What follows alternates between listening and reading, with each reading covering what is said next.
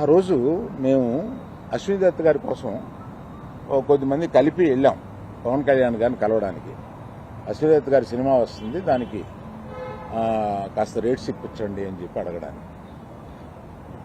అప్పుడు ఆయన హింట్ చేశారు, చంద్రబాబు నాయుడు గారిని కలిశారా మీరు, ఛాంబర్ తరపున వచ్చి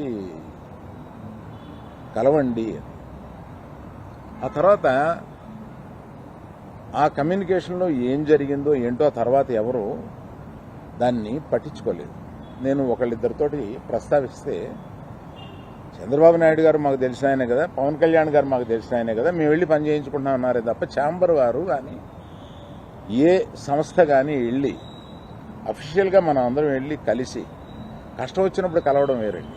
కష్టం వచ్చినప్పుడు ఇప్పుడు మనం అసలు ప్రభుత్వం వచ్చిన తర్వాత వెళ్ళి మనం కలవాలి కదా, కలవాలి. పవన్ కళ్యాణ్ గారు హింట్ చేసినా కూడా అది జరగలేదు. నిన్న ఎవరో మాట్లాడుతూ,